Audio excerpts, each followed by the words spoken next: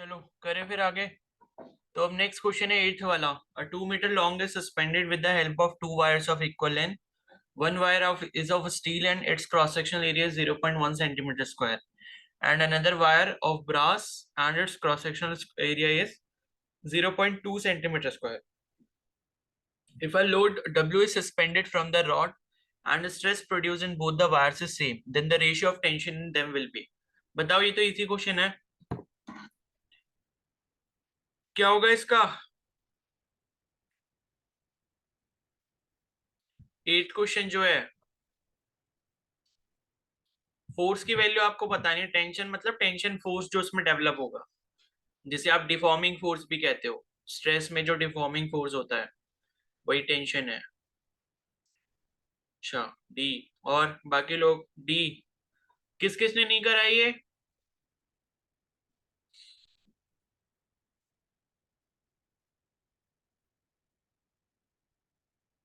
बोलो, किस किस ने नहीं करा है?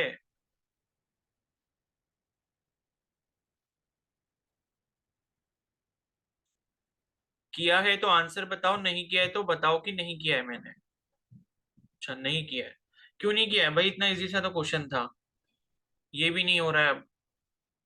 इसमें ये बोला है, बस एक पॉइंट को ये पकड़ लो, इसमें जो चीज आपको दी है कंडीशन वो ये है कि अगर हम डब्ल्यू लोड को सस्पेंड करते हैं तो स्ट्रेस जो है वो उन दोनों वायर में क्या होगा? सेम होगा। और स्ट्रेस क्या होता है? Force upon area. फोर्स मतलब टेंशन फोर्स, ठीक है, बिकॉज यहाँ क्या कौन सा फोर्स लग रहा है? टेंसाइल फोर्स लग रहा है, और उसी को हम टेंशन फोर्स बोलते हैं, और उसी की टेंशन का रेशियो आपको बताना है। ठीक है, तो स्ट्रेस जो है वो यहाँ पर क्या हो जाएगा? दो वायर से आपके पास, एक है सिग्मा स्टील मतलब स्टील का स्ट्रेस, और एक है आपके पास ब्रास का स्ट्रेस। तो सिग्मा स्टील क्या हो जाएगा? Tension in steel wire upon area of steel wire. और ये जो ब्रास का स्ट्रेस है वो क्या हो जाएगा? Tension of brass wire. उसके नीचे क्या आ जाएगा? Area of brass wire. Force upon area ही है, फोर्स को हमने टेंशन कह दिया बिकॉज जब वो फोर्स आता है जिसे हम डिफॉर्मिंग फोर्स कहते हैं स्ट्रेस में, वही तो टेंशन होता है वायर के केस में। ठीक है, अब आपको ये दिया हुआ है कि सिग्मा एस की वैल्यू जो है सिग्मा बी के बराबर है। तो इसका मतलब है T S by A S is equal to T B by A B हो जाएगा। ठीक है, और इसे जब हम आगे सॉल्व करेंगे, T S by A S यानी कि टेंशन इन, ये तो आपको दिया नहीं है, इसका तो रेशियो निकालना है। ठीक है, अब मैं इसको कुछ ऐसे लिख सकता हूँ, T S by T B is equal to A S by A B. मैंने इसको रीअरेंज कर लिया। रीअरेंज करने के बाद जो है यहाँ पे T S by T B की जो वैल्यू हो जाएगी, एरिया जो है आपको स्टील वायर के केस में दिया है, one wire is of steel and it's cross sectional area 0.1 centimetre square. तो 0.1 सेंटीमीटर स्क्वायर हो गया। उसके बाद यहाँ पर जो आपको दूसरा ब्रास वायर का एरिया दिया है वो दिया है 0.2 सेंटीमीटर स्क्वायर, उसका cross sectional area. Centimetre square से सेंटीमीटर स्क्वायर कैंसिल, ये वाले एक पॉइंट से एक पॉइंट ये वाला कैंसिल। तो यहाँ पर जो है T S by T B की वैल्यू जो आपको मिल जाएगी, कितनी मिल जाएगी? 1/2 मिल जाएगी। ठीक है, और 1/2 को जो है आप 0.5 यहाँ पर लिख सकते हो। तो ठीक है, अब इन्होंने T1 माना है उसको स्टील वायर को, तो आप T1 लिख लो। तो T1 बाई T2 की वैल्यू कितनी हो जाएगी? 0.5। बस हो गया। क्लियर है सभी को? Yes sir. Yes sir. इतना इजी से तो यस सर। था था। उसके बाद नेक्स्ट बताओ, wire is stretch to double of its length, the strain कितना होगा? अब ये तो बता देना, ये मत कहना कोई ये मैंने नहीं करा है।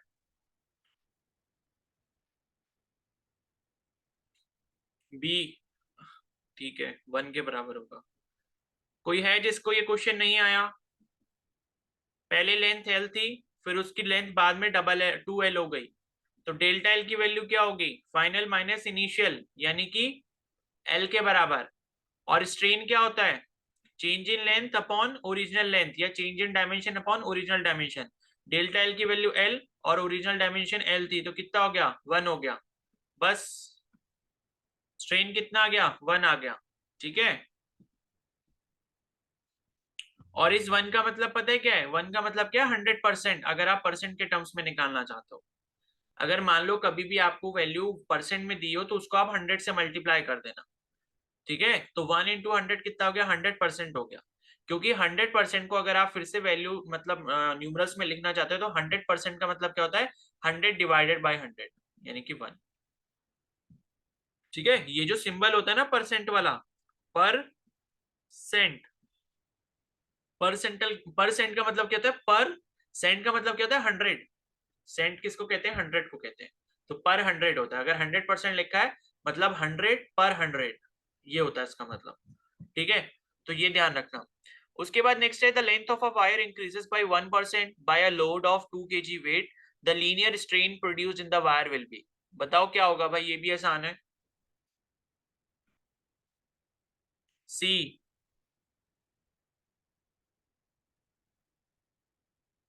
ठीक है,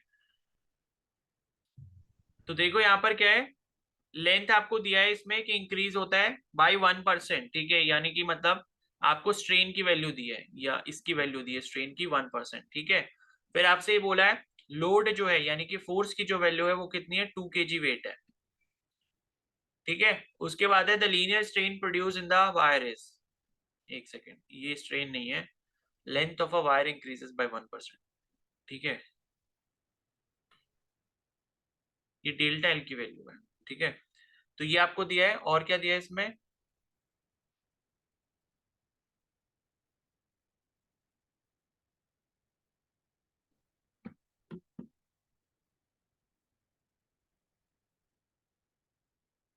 अच्छा अच्छा, 2 kg वेट का तो मेरे को लग रहा है कोई काम ही नहीं है इसमें, एक सेकेंड।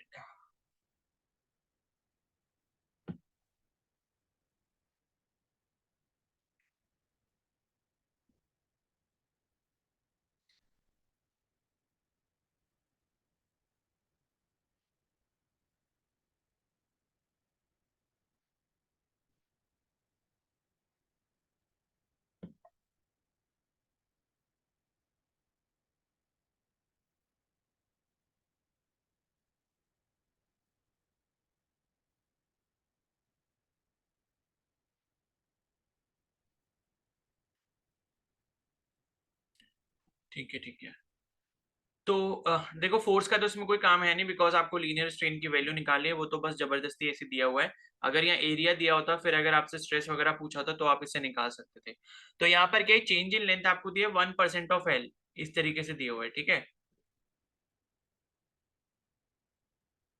तो यहाँ पे जो है आपको ये दिया है कि length of a wire increases by 1% by a load of 2 kg weight. ठीक है, तो 1% ऑफ लेंथ जो है वो आपकी चेंज इन लेंथ है, 1% ऑफ लेंथ के बराबर या 1% ऑफ एल के बराबर।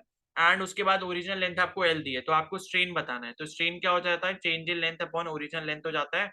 चेंज इन लेंथ जो है वो कितना है, 1% ऑफ एल है। 1% ऑफ एल का मतलब क्या होता है भाई, 1/100 इंटू एल, यानी कि L/100 हो जाएगा, इतना चेंज आ रहा है लेंथ में। तो ये हो गया आपका L/100, इसको ऐसे लिख सकते हो L/100 इंटू नीचे वाला एल, 1/L लिख लिया मैंने उसको, तो एल से एल चला गया, कितना बचा, 1/100 बचा, यानी कि ये कितना हो गया, 0.01 हो गया। तो स्ट्रेन की वैल्यू कितनी आ गई, 0.01 आ गई। ठीक है, उसके बाद नेक्स्ट क्वेश्चन है, a cube of aluminium of side 0.1 metre is subjected to a shearing force 100 newton, the top face of a cube is displaced through 0.02 centimetre with respect to the bottom face, the shearing strain would be. क्या होगा भाई, ऐसा question तो मैंने करवाया भी था 11th का, डी। ठीक है, तो डी होगा। तो देखो इसमें क्या दिया है, ये क्वेश्चन समझ आ गया, कौन है जिसको ये क्वेश्चन नहीं समझ आया, अंजलि से नहीं हुआ, और बाकी लोग।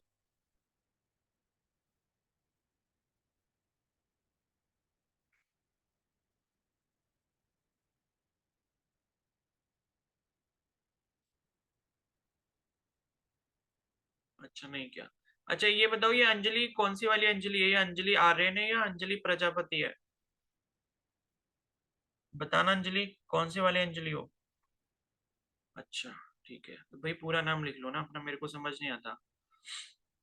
तो उसके बाद है, देखो यहाँ पर क्या है कि एक क्यूब दिया है। ठीक है, तो लाइक यहाँ पर कुछ इस तरीके से शेयरिंग स्ट्रेस के बारे में पूछ रहा है, यानी कि नीचे से क्या करा होगा,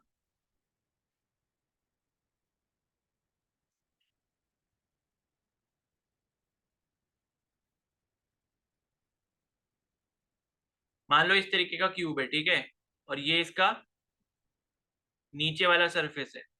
तो नीचे वाले सरफेस पे ये मतलब फिक्स कर रखा है नीचे वाला, ठीक है। तो नीचे वाले सरफेस से ये जुड़ा हुआ है और ये बोल रहा है कि भाई ऊपर वाला जो मतलब ऊपर वाला जो फेस है इस पे क्या लगाया जा रहा है, फोर्स लगाया जा रहा है इस तरीके से, फोर्स लगाया।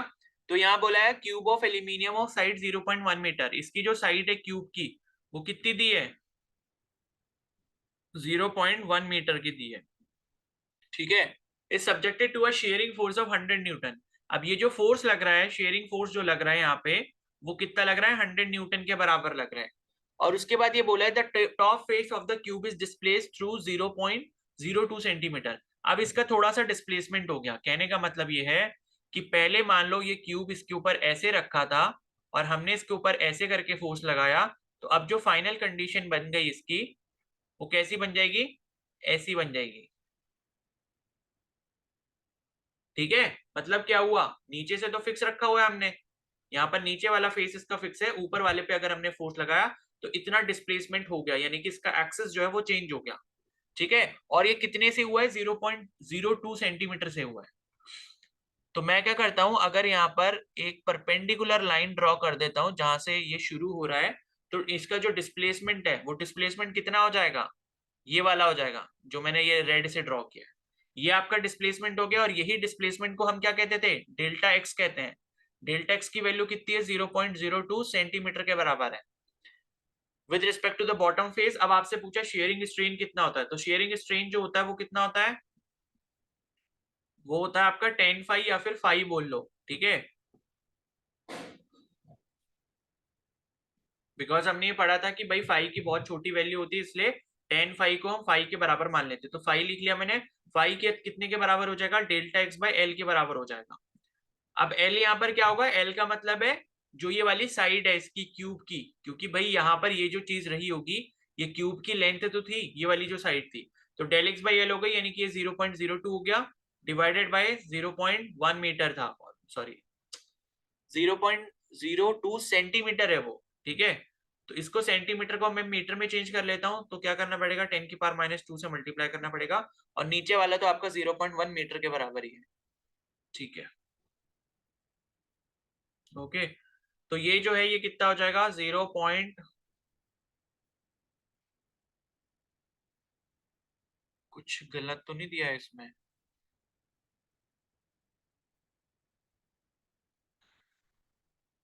तो 0.02 इंटू 10⁻⁻², ठीक है। तो 0.02 इंटू, मतलब नीचे ले आता हूं इसको मैं 10⁻⁻² को, तो ये 10⁻² बन जाएगा, यानी कि कितना हो गया, 0.02 डिवाइडेड बाय 0.1 इंटू 100, ठीक है। और ये क्या करा, 0.02 करा, 0.1 इंटू 100 कितना हो जाएगा, 10 के बराबर हो जाएगा। अब 10 से अगर आप 0.02 को डिवाइड करोगे तो एक डेसिमल फिर से क्या होगा, पीछे चला जाएगा, तो ये कितना बचेगा, 0.002 बचेगा। तो बस यही आपका आंसर हो गया, 0.002। ये आपकी शेयरिंग स्ट्रेन की वैल्यू है जो कि डेल एक्स बाई एल के बराबर है, ठीक है। आ गया समझ, यस सर। किसी को कोई डाउट है इसमें तो पूछ लो।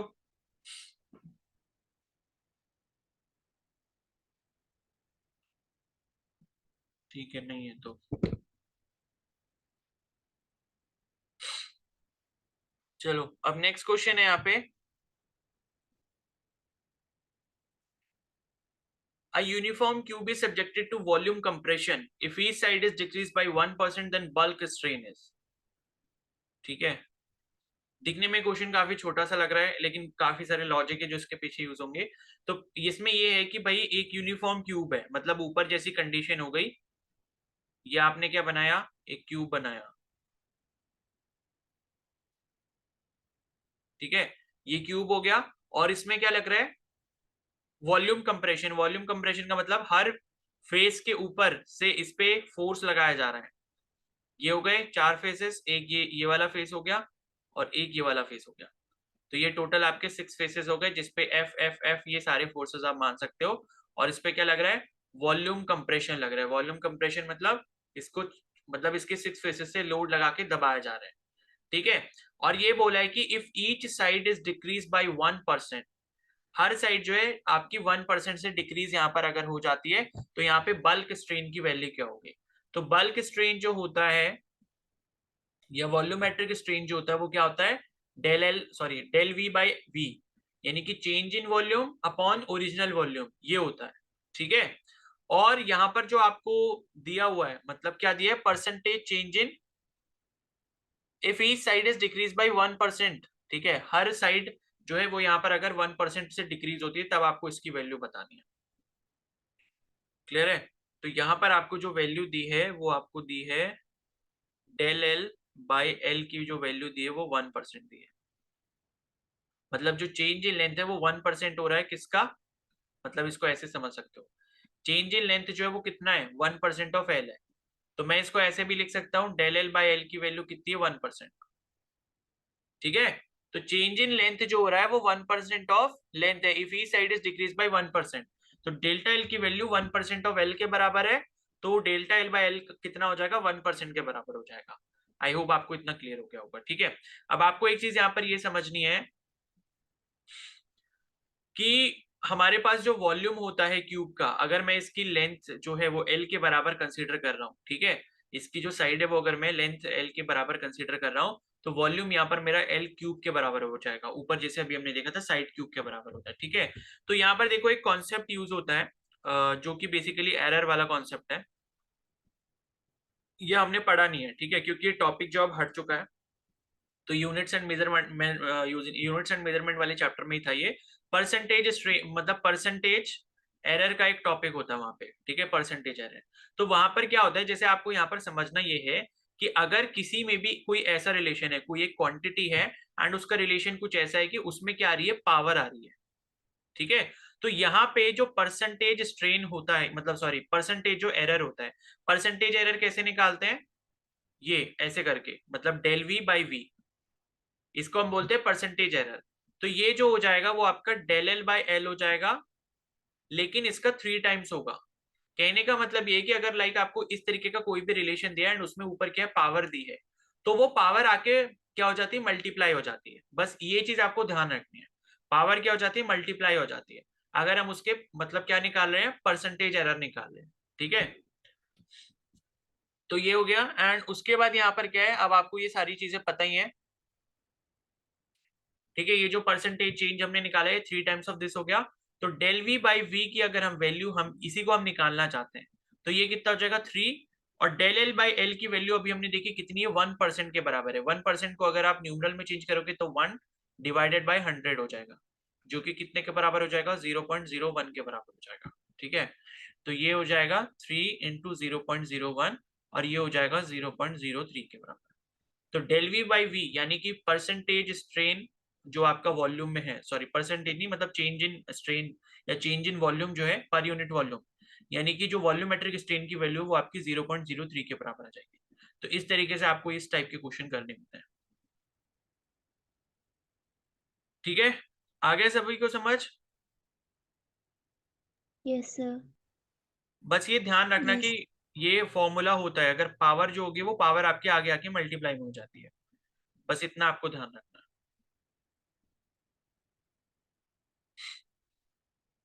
ठीक है, उसके बाद चलो नेक्स्ट आ जाओ। अब 48 वाला जो क्वेश्चन है,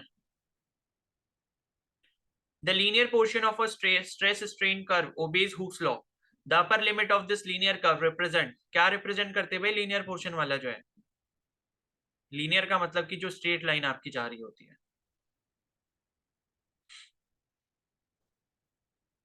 डी ए डी ए, बाकी लोग?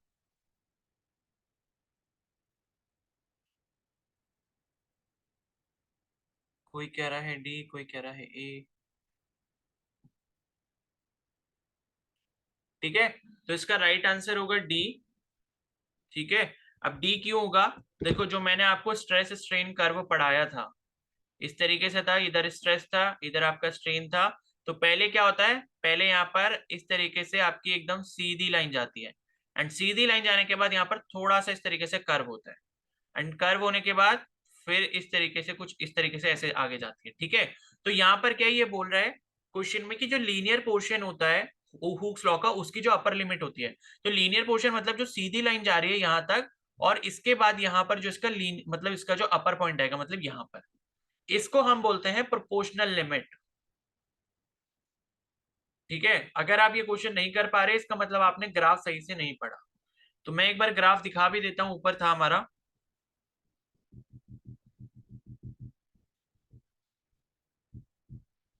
गया, देख लो। देखो ग्राफ हमारा कुछ इस तरीके का था। ठीक है, तो ये जो पॉइंट ए देख रहे हो ना, यही आपका क्या है, अपर लिमिट है लीनियर कर्व की। मतलब लीनियर कर्व का मतलब है जो स्ट्रेट लाइन जा रही है या जो सीधी लाइन जा रही है, उसे हम लीनियर कर्व बोलेंगे। लीनियर कर्व का मतलब है लाइन कर्व, यानी कि जिसमें सिर्फ और सिर्फ लाइन है। तो ओ से ए के बीच में देखो, ए इसका क्या है, टॉप मोस्ट पॉइंट है या अपर लिमिट इसके, और ए क्या होता है हमारा, प्रोपोर्शनल लिमिट होता है। प्रोपोर्शनल लिमिट का मतलब है कि ए पॉइंट तक हुक्स लॉ जो है वो यहाँ पर ओबे होता है, stress is directly proportional to strain. और उसके बाद जो बी पॉइंट रहता है वो हमारा इलास्टिक लिमिट है, जिसे हम यील्ड पॉइंट भी कहते हैं। तो यील्ड पॉइंट तक बेसिकली होता क्या है कि अगर आप बी पॉइंट तक लेके जाते हो स्ट्रेस की वैल्यू को, ठीक है, तो क्या होगा, अगर आप लोड हटा दोगे तो वायर क्या है, या जो भी मतलब आपने जिस पे लोड लगाया हुआ है, वो जो चीज है, वो जो सॉलिड है, वो वापस अपनी ओरिजिनल पोजीशन पे आ जाएगा। तो बी वाला पॉइंट क्या होता है, यील्डिंग पॉइंट होता है या इलास्टिक लिमिट भी कहते हैं इसे। ये हम ऑलरेडी पढ़ चुके हैं। तो ऑप्शन डी जो है इस क्वेश्चन का करेक्ट आंसर हो जाएगा। हाँ, अपनी शेप में आ जाएगा। ठीक है,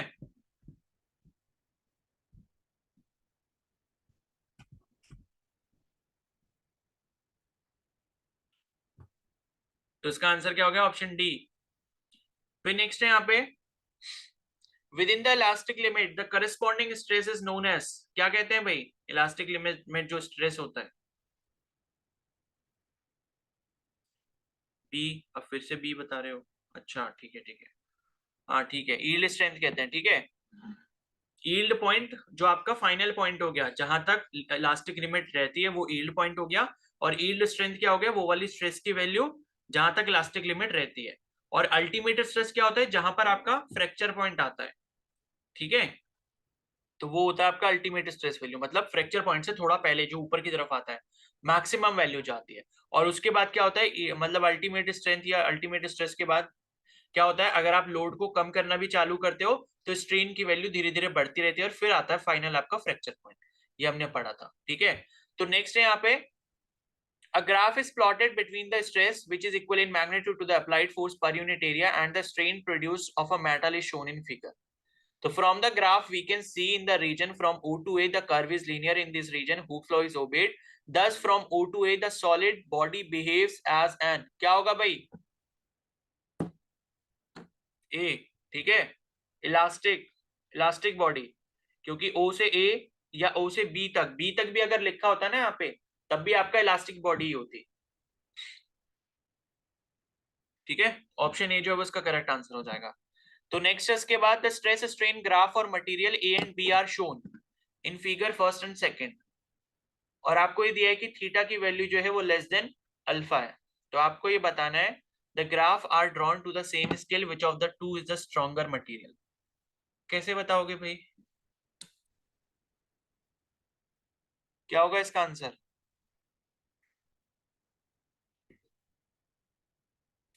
नहीं आया, ओके। किसने किया है, और बाकी किसी ने किया है।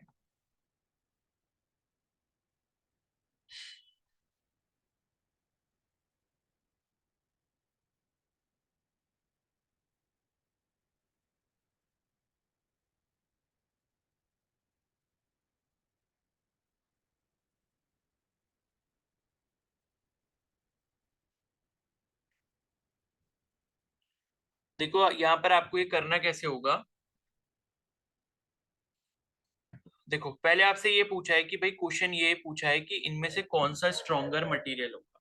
ठीक है, अब आपने एक चीज ये पढ़ी थी कि स्ट्रॉन्गर मटेरियल हमें कैसा पता चलता है, भाई कौन सी एक ऐसी वैल्यू होती है जिससे हमें मटेरियल की स्ट्रेंथ के बारे में पता चलता है।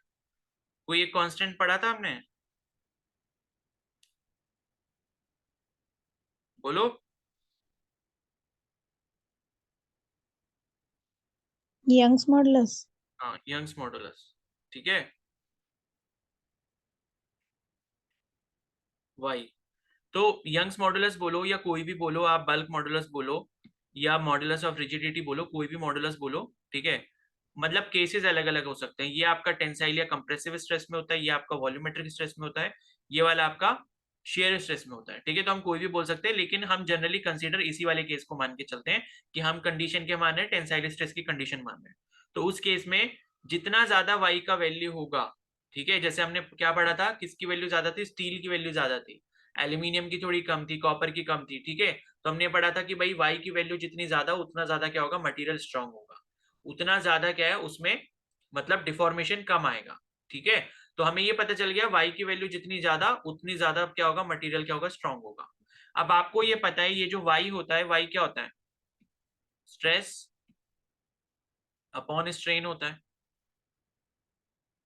ठीक है, स्ट्रेस अपॉन स्ट्रेन होता है। तो अगर आप मान लो ग्राफ लेते हो, जैसे मान लो मैंने ये ग्राफ लिया, एंड इस तरीके से मान लो ये कोई ग्राफ है, इधर मेरा स्ट्रेस है, इधर मेरा स्ट्रेन है, ठीक है। तो मैं क्या करता हूं, इस पर्टिकुलर पॉइंट पे, यहाँ पे मैं क्या निकालना चाहता हूँ, स्लोप निकालना चाहता हूँ। स्लोप क्या होता है, टेन थीटा होता है। टेन थीटा का मतलब क्या हो गया, ये वाला परपेंडिकुलर अपॉन ये वाला बेस। तो परपेंडिकुलर का मतलब क्या है, स्ट्रेस, और बेस का मतलब क्या है, स्ट्रेन की वैल्यू। बात आ रही है समझ में, ठीक है। Yes, sir. तो ये होता है, Sir. यानी कि सिग्मा बाय, ये मतलब क्या बोलते हैं, सिग्मा बाय एप्सिलॉन जिसमें ज्यादा होगा, स्ट्रेस बाय स्ट्रेन जिसमें ज्यादा आएगी, जिसमें वैल्यू, वो मटेरियल हमारा स्ट्रांग हो जाएगा।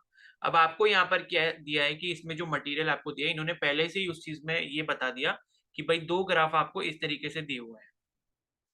पहला वाला जो ग्राफ आपका दिख रहा है फिगर में,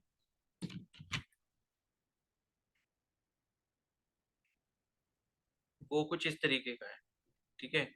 ये डी पॉइंट है, ये मटेरियल ए के लिए है, ये वाला थीटा एंगल आपको दिया हुआ है, ठीक है। और ये आपका स्ट्रेस हो गया, इधर आपका स्ट्रेन हो गया। तो ये तो ए के लिए हो गया, और बी वाले केस में जो है वो आपको दिया है,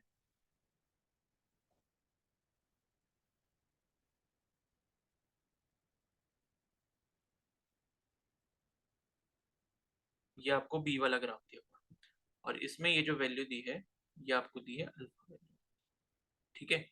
अब कंडीशन देखो, आपको यहाँ पर क्या दी है, theta is less than alpha, ये कंडीशन दी है, यानी कि थीटा जो है वो छोटा है अल्फा से। अब आपको ध्यान क्या रखना है कि भाई, जैसे मैंने अभी आपको ऊपर वाले ग्राफ में समझाया कि आपको अगर y की वैल्यू के बारे में पता चल जाता है, यानी कि स्ट्रेस अपॉन स्ट्रेन, यानी कि ये क्या होता है, टेन थीटा होता है। इस ग्राफ में क्या होगा, अगर हम ये वाला पर्टिकुलर ग्राफ ले रहे हैं, तो यहाँ पे y की वैल्यू कितने के बराबर होगी, टेन थीटा के बराबर होगी। और टेन थीटा का मतलब क्या है कि थीटा जितना ज्यादा, उतना ज्यादा टेन थीटा, और उतना ज्यादा क्या होगा यहाँ पर y की वैल्यू, और उतना ज्यादा मटेरियल यहाँ पर स्ट्रॉन्ग। तो हमें जो वैल्यू थीटा की देखनी है, वो ये वाली देखनी है, मतलब जो नीचे बेस से मिलती हो। लेकिन आपको जो यहाँ पे ग्राफ में वैल्यू दी है, वो ये वाली वैल्यू दी है, जो आपको स्ट्रेस के साथ, यहाँ पर कर्व के साथ, मतलब ये है कि जो स्ट्रेस वाली लाइन है और जो कर्व की लाइन है, उन दोनों के बीच में आपको थीटा की वैल्यू दी है।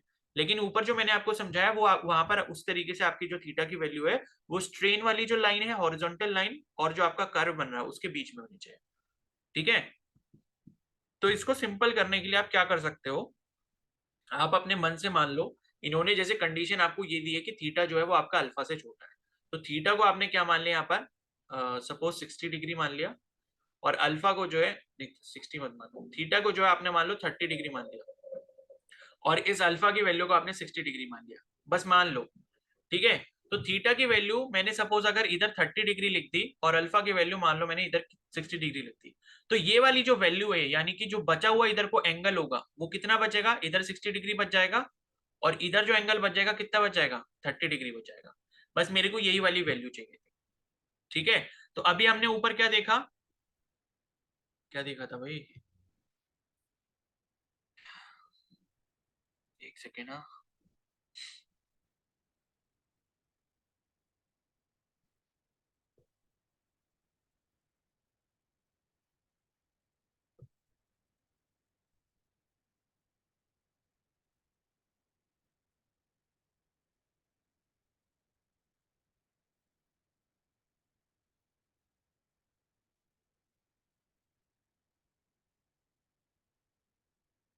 अच्छा अच्छा ठीक है।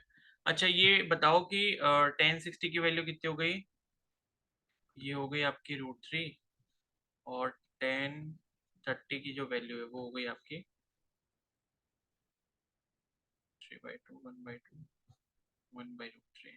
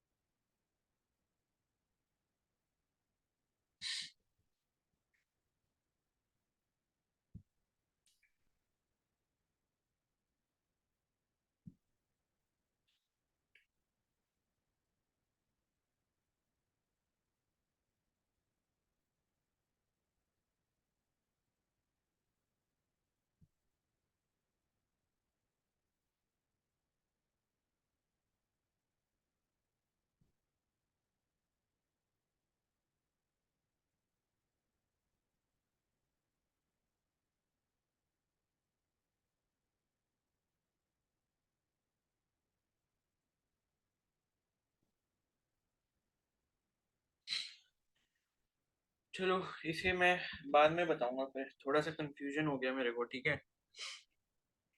मतलब देखो कॉन्सेप्ट तो हमने ये यूज करना है, इसके स्लोप वाला स्ट्रेस अपॉन स्ट्रेन आपका यंग्स मॉडुलस के बराबर होता है। लेकिन यहाँ पर जो थीटा है अगर ये छोटा होगा तो यहाँ पर क्या है, इसकी वैल्यू कम हो जाएगी। और इसमें जो आंसर आपको दिया है वो बी वाला दिया हुआ है, यानी कि बी वाला मटेरियल जो वो ज्यादा स्ट्रांग होगा।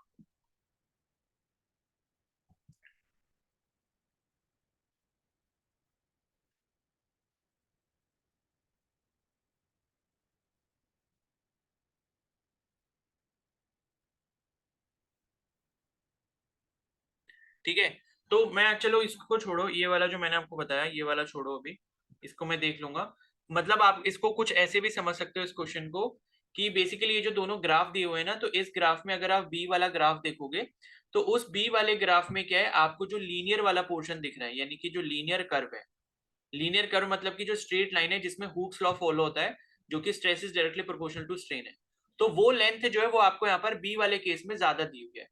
तो बी वाले केस में अगर ये वाली लेंथ क्या है, ज्यादा दी हुई है, यानी कि स्ट्रेस जो है वो ज्यादा टाइम तक प्रोपोर्शनल रहेगा स्ट्रेन के। और मतलब जो लीनियर पोर्शन दी है, जो अभी हमने पढ़ा था ना कि लीनियर पोर्शन की जो मैक्सिमम वैल्यू होती है वो आपकी क्या होती है, इलास्टिक लिमिट तक रहती है, ठीक है। तो कहने का मतलब है कि बी वाले के केस में इलास्टिक लिमिट जो है वो ज्यादा टाइम तक आएगी, यानी कि ज्यादा टाइम तक आप क्या कर पाओगे, स्ट्रेस को बढ़ा पाओगे, एंड स्ट्रेन जो है वो उसके कंपैरिजन में बढ़ता रहेगा। तो इस वजह से क्या है कि बी वाला जो मटेरियल है अगर वो ज्यादा टाइम तक इलास्टिक लिमिट में रह रहा है, इसका मतलब है कि वो ज्यादा लोड लेने के बाद भी अपनी पोजीशन को रीगेन कर लेगा। तो इसको आप ऐसे समझ सकते हो ग्राफ देखकर, ठीक है। तो ये थीटा अल्फा वाला पहले मैं खुद क्लियर कर लूंगा कि ये हो रहा है अप्लाई, तो फिर मैं आपको बता दूंगा। अदरवाइज आप इस ग्राफ को ऐसे समझो कि भाई इसमें जो है ये वाली जो लाइन है, ये जो स्ट्रेट लाइन आप देख रहे हो, ये स्ट्रेट लाइन ज्यादा लंबी है एज कंपेरिजन टू जो फर्स्ट वाला केस है। तो फर्स्ट वाले केस में कम लंबी है एंड सेकंड वाले में ज्यादा है, तो इसका मतलब है कि सेकंड वाले केस में क्या होगा, आपकी इलास्टिक लिमिट ज्यादा रहेगी। तो इसका मतलब ये हो गया कि यहाँ पर आप जो है लोड ज्यादा टाइम तक लगा सकते हो, ठीक है। उसके बाद नेक्स्ट है, over bridges are constructed with steel but not with aluminium because steel is, ये तो पता ही होगा। क्या है भाई इसका आंसर 52 का?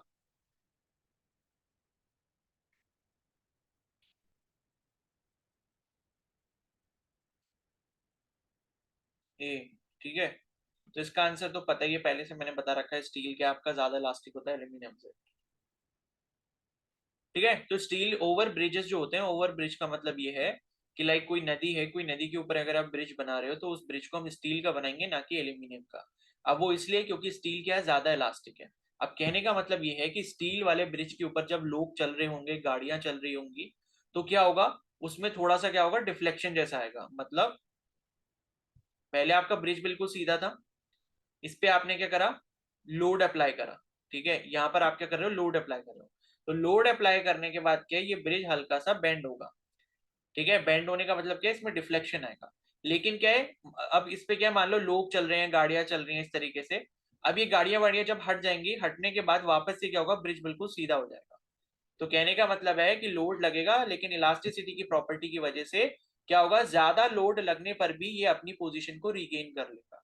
तो इसका मतलब है कि स्टील हमारा ज्यादा अच्छा मटेरियल है, क्योंकि अगर इसमें मान लो परमानेंट डिफॉर्मेशन यहाँ पर आ गई, मान लो अगर हम एल्यूमिनियम ले लेते हैं और कोई ऐसा पर्टिकुलर लोड है जिसपे स्टील बेंड नहीं हो रहा था, मतलब बेंड होने के बाद वापस आ जा रहा था लेकिन एल्यूमिनियम नहीं आ रहा था, तो क्या होगा कि मान लो एक बार इसमें क्या हो गया, परमानेंट डिफॉर्मेशन आ गई, इस तरीके से ये परमानेंटली हो गया, उसके बाद क्या होगा, दोबारा जब लोग चल रहे होंगे, गाड़ियां चल रही होंगी, तो फिर से इसमें और परमानेंट डिफॉर्मेशन आ जाएगा, और धीरे धीरे क्या होगा, जैसे जैसे और परमानेंट डिफॉर्मेशन बढ़ेगा, ये बीच में से टूट जाएगा ब्रिज। ठीक है, तो इसलिए हम क्या बनाएंगे, स्टील मटेरियल का बनाएंगे, सो दैट क्या करे, उसमें ज्यादा इलास्टिसिटी है, ज्यादा इलास्टिक स्ट्रेंथ है, और ज्यादा लोड को वो सह पाएगा और अपनी पोजीशन को रीगेन कर पाएगा, और रीगेन कर पाएगा इसका मतलब ये ब्रिज जो है ज्यादा टाइम तक चलेगा, और ज्यादा लोड कैरिंग कैपेसिटी होगी इसकी। ठीक है, तो ऐसे करने हैं। चलो फिर, अब ये वाला तो ये वाली वर्कशीट हमारी हो गई है, इसके बाद वाली जो दी थी वो अब कल कर लेंगे। तो यहाँ पर आपको एक चीज ध्यान ये रखनी है कि शाम को जैसे क्लास है 5 बजे ही, ठीक है, केमिस्ट्री वाली क्लास है, एंड मैंने आपको कल रात एक वर्कशीट भेज दी है। कौन कौन है अभी, कैक्शा, अब आप देख लो, मैं आपको पहले से बता दे रहा हूँ, ठीक है, शाम को मत बोलना कि मैंने नहीं करा। तो मैंने केमिस्ट्री की वर्कशीट भेजी है, उसमें मैंने बोला है कि 1 से लेकर 68 तक जो क्वेश्चन नंबर है ये आपको सॉल्व करने हैं, और इवनिंग वाली क्लास सभी लोग रेगुलर लो, भले ही जिसका भी जो भी बैकलॉग चल रहा हो, जो भी चल रहा हो, क्योंकि उसमें अभी एक ही चैप्टर कंप्लीट हुआ है, दूसरा अभी चल रहा है, जिसके अभी 3 लेक्चर किए हैं अभी तक हमने। तो केमिस्ट्री जो है वो रेगुलर करते रहो, फिजिक्स का बैकलॉग अपना साथ साथ में कंप्लीट करो जिसका भी रह गया है।